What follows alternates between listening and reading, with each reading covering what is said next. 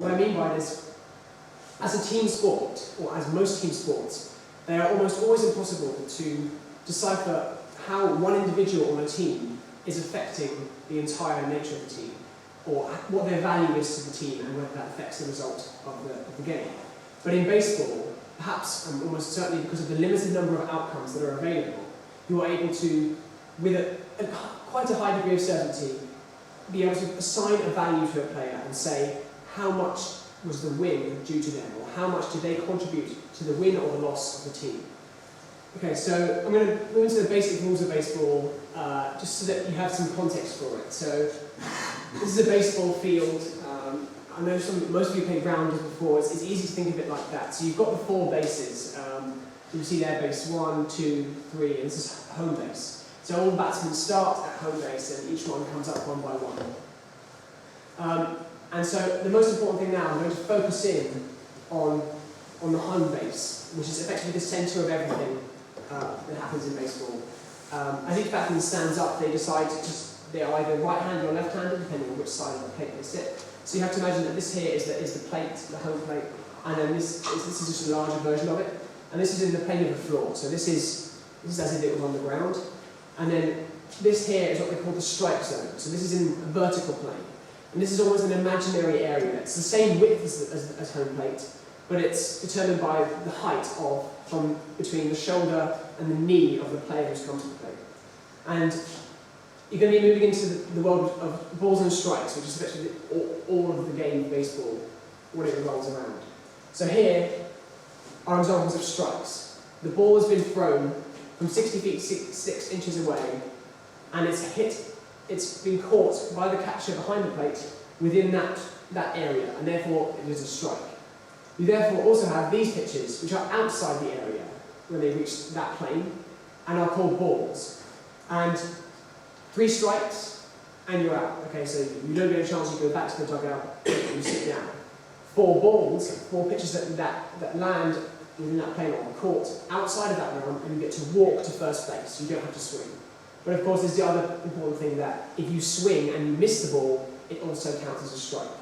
So I'm going to show you 3 examples here of the different types of things that can happen. So the top one you can see here, this is a strike where the man didn't swing, so the batsman didn't swing. So this is one of these strikes which has landed within the area. This here is someone who has swung and missed at the ball arriving towards them, and so therefore it is also a strike. And down here is a ball. It's pretty difficult to see, and the problem is that pitches like that are so uneventful that no one bothers to make a kind of moving image of them. So I had to find this one in which this guy clearly has managed to lose the ball. It slipped out of his hand, and the ball just rolled to home. It doesn't even roll to home plate, in fact. The catcher managed to pick it up. And obviously, if you're a batsman, this is what you're intending to do. The ball comes in, you want to make solid contact with the ball and be able to hit it into the field of play and not be caught. Okay, so I'm going to start with 3 and why it's so important as a number in baseball. So I'm going to start with the fact that there are almost 3 kind of realms of baseball: pitching, batting, or fielding. So the pitcher's going to throw the ball, the batsman's going to try and hit it, and if he does hit it, it's down to the fielders behind the pitcher to be able to field the ball and attempt to get him out. And then also, it's going to be all about 3 as a multiple. So there's 9 innings in a game, and in each inning, each team comes up to bat and to pitch, and to field. And there are 3 outs per team per inning. So 3 batsmen can come up. If they all get out, then that's the end of your inning. And that's why it's so important in baseball. When you look at this table, if you have less than 3 outs, anything is possible. So Adidas, whatever you want to call it. Anything is possible, and you could score 1 million runs. You could score infinite runs with less than 3 outs in the inning. But once the 3 outs have happened, once the 3 people in your team have got out in 1 inning, nothing can happen. You can score no more runs and everything is over.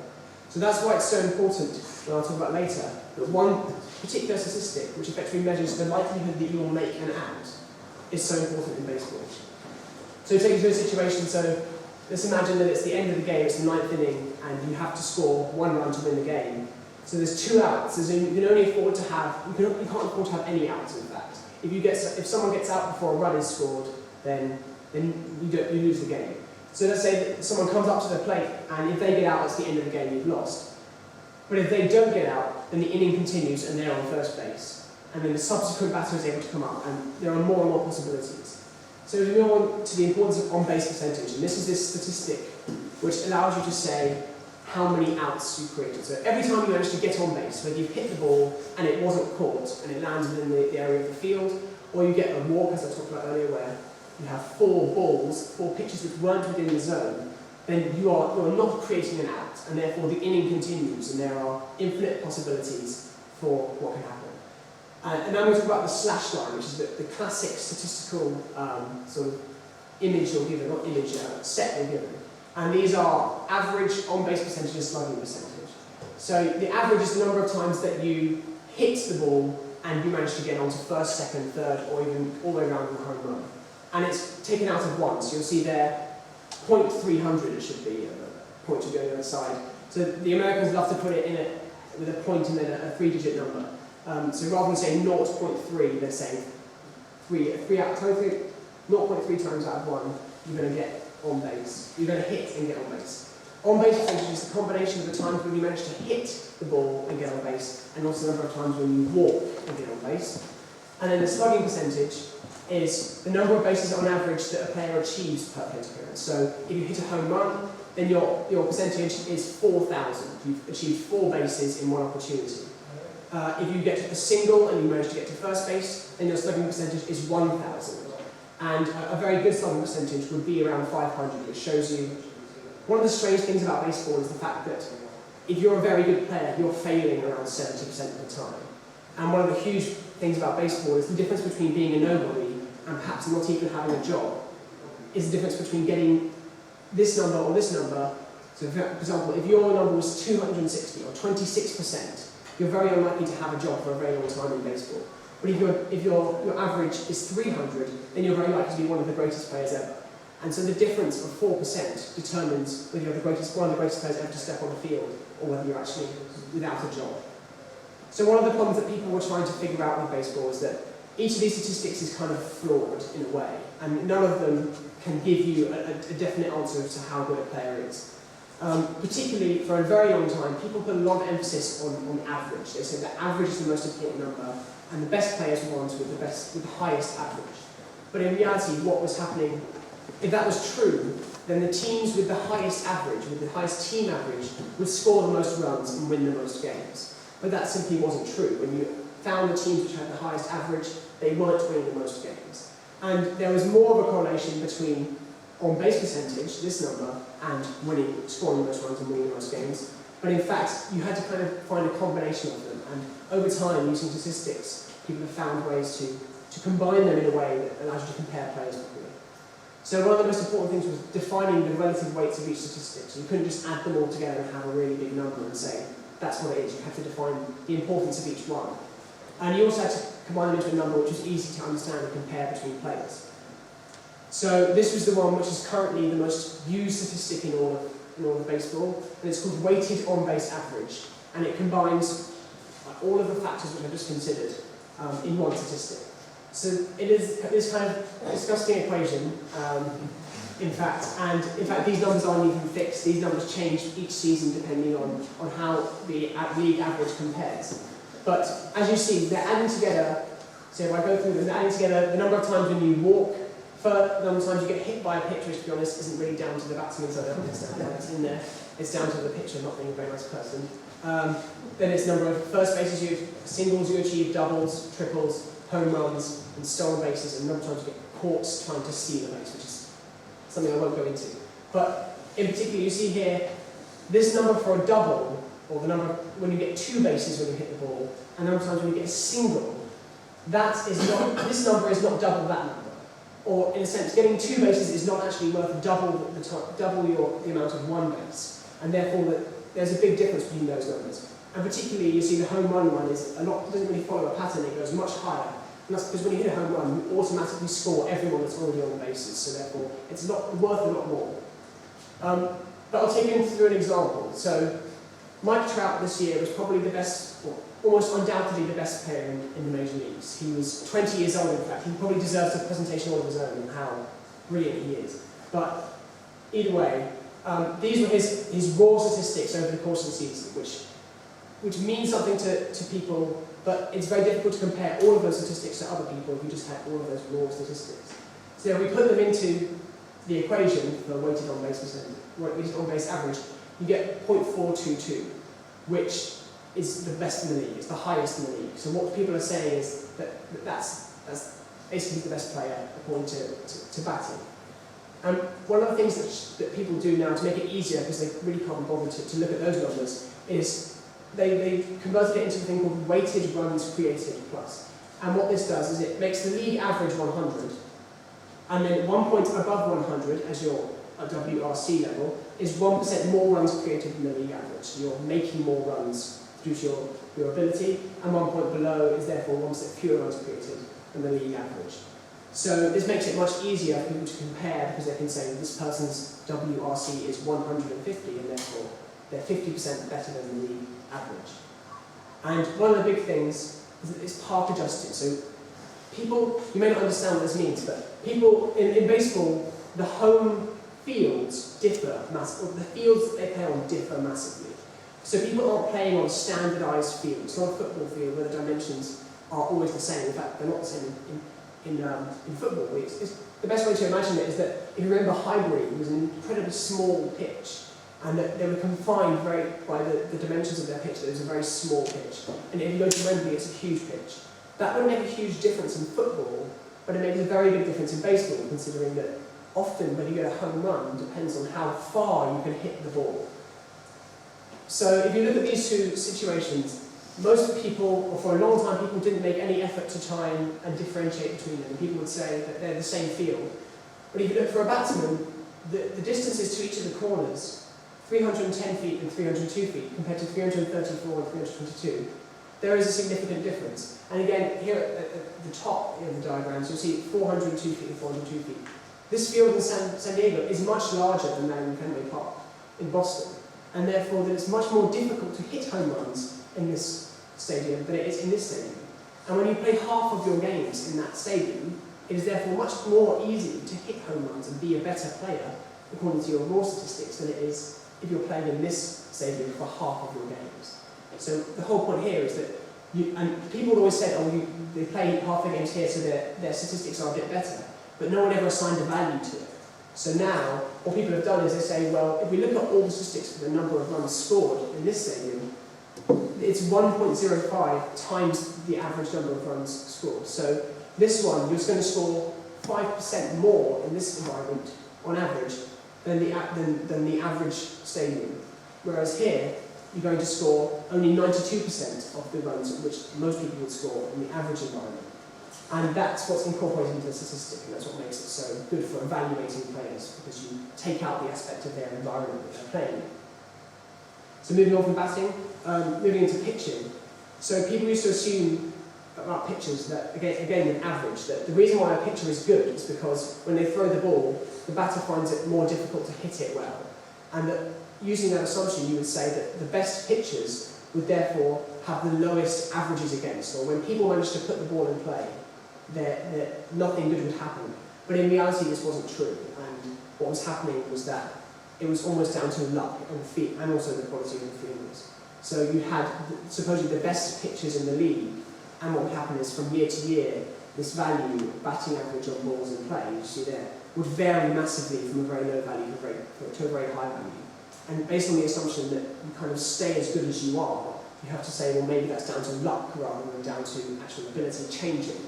So that was the problem with ERA, which is the classic statistic, which just counted the number of runs which the pitcher conceded while they were pitching. And the problem that was wrong with that is that it measured the ability of the whole team to prevent the runs, rather than just the pitcher. So if you had a very good set of defenders behind you that were very good at picking up the ball and throwing it to first base, or catching the ball, then your ERA level, or the first statistic to measure pitchers, would actually be much better than if it was just you pitching. And so, if we take the example, this player, David Price, he was one of the best pitchers this year. I used him because there's a particular difference between him and his ERA, so the number of runs effectively that the team surrenders per 9 innings that he pitches, or per game that he pitches, and what we call FIP, which is this new statistic that people use, which removes the ability of the defence and also the ability of the random variability of luck. and therefore measures and therefore measures only David Price's ability rather than the entire Ray's team ability, and that's called fielding independent pitching. And it only uses these 4 statistics. So these 4 things which happen are uncontrollable by the defenders behind the pitcher. Only the pitcher can control these events. So therefore, by using these statistics, you're able to say that David Price should have conceded 0.49 more runs per game than he did, but actually his defenders and random luck meant that he didn't concede that many, and therefore he looks a better pitcher than he actually is. And so that same thing I talked about, making 100 the league average and therefore above or below is good or bad, it's almost the exact same with this statistic, fit minus, except 1 point below means you're actually a better pitcher and conceding fewer runs, rather than 1 point above meaning that you're actually a better pitcher. And then moving on to defence, so the defenders I was talking about, whether they are good or not, and that changes the ability of the pitcher according to those statistics, is that people used to say that, it used to be based on voting, the best fielders were those who people voted because they thought they were the best. And they used to just add up, so every time you made a mistake that was determined by one person, and that was the scorer, then they would call it an error. And then the number of errors compared to the number of times when you managed to make a play or make the out was turned into a percentage. And people used to think, oh, it's a percentage, so it's a real statistic. It feels real, and it feels as if we're making sort of a statistical evaluation. But in fact, it was based on one person's subjective opinion. So here we see one person, this player here has made a very good diving catch. But in reality, it's very difficult to see from here, but he's made it in an area in which most people would be able to make the catch. And he's not a very special player, but without the statistics that we currently have, people would go, wow, he's a great fielder. In reality, that's not that great a play. Whereas here, if you see this guy, he's leaning over the very wall of the stadium just to make that catch and falling over afterwards. But that's a very special play. People don't tend to make that catch very often. And so with this statistic, DRS, or defensive runs saved, what it's doing is assigning a numerical value to each out that's created. So if you take this example, here's a field, and here is one ball which has been hit from home plate to that area, specifically at that pace. And if we look at statistics, and we look at if people are watching exactly and using, they actually use GPS now to make sure that people, to see kind of where people are when they're fielding the ball, 50% of people, of fielders will catch that ball, who are fielding in this position here, centre field. And so therefore, what this DRS does is say, if you make the catch, then we'll assign you plus 0.5, because only 50% of people make that catch. And so therefore you're assigned a fifth of an out, effectively. But also, if you don't make that catch, because 50% of people don't make that catch as well, you then lose, or you're taken away from your net value, 0.5. And then if we look at this one here, which is almost hit directly to the fielder, 98% of people make that catch. So therefore, if you make the catch, you only get plus, so it should be 0.02, I'm sorry there. You only get 0.02 added to your score, because the vast majority of people are going to make that catch. Whereas if you don't make it, you're going to get 0.98, or almost an entire out taken away from you, because you basically messed up on a play that most people would make. And what this allowed people to do is create this net total of runs saved or lost. So you have a positive value, a very high positive value, you've saved a lot of runs according to your defence, but if you've got a negative value, you've actually done worse than the average player. So there's a statistic called WAR, which means wins above replacement, which basically encompasses all of the values that we just talked about of a player. So it allows you to create one number which tells you how good a player is. So for a position player or a pitcher, so someone who's hitting or pitching, it allows you to say how many runs have they made if they're a batter, or how many runs have they saved if they're a pitcher. And they're comparing it to replacement level, which is basically if you've got a guy from the minor leagues, so you've just got effectively any old bloke off the street and you put him in that position, what would he get? And then compares it to that. And by taking all of these, it converts them rather than into runs created, it converts them into a win. So you can almost say that if a person has won a war of 1, then over the course of the season they've been worth 1 win. And so, if we take Mike Trout again as the example, over the course of the season, his batting was worth 83.3 runs above the replacement value. And then his fielding was also above average, and therefore above the level of replacement, and therefore he gained 10.3 runs by his fielding during the season. And although I haven't touched on it base running, he had managed to create 6.8 by being better than the average. And then if you combine them all, you get 104 runs above replacement value. And surprisingly enough, all these complex numbers that I've given you, over the course of a season, there's a very easy conversion rate of actually 10 runs above or below means 1 win, less or more. So therefore you can say with him, if you just divide the number by 10, that he's created 10.4 wins over the course of the season than if you just replaced him with anybody. And so what this does is that, if you'd like to compare it to football, where people would say Cristiano Ronaldo and Lionel Messi, they're the best 2 players in the world, but there's no way that you could ever prove how much each was worth to his team, or compare the two in any way. But with this statistic here, you can say almost definitively that this person was 2.4 wins better than any player in the league, and so you can assign a value.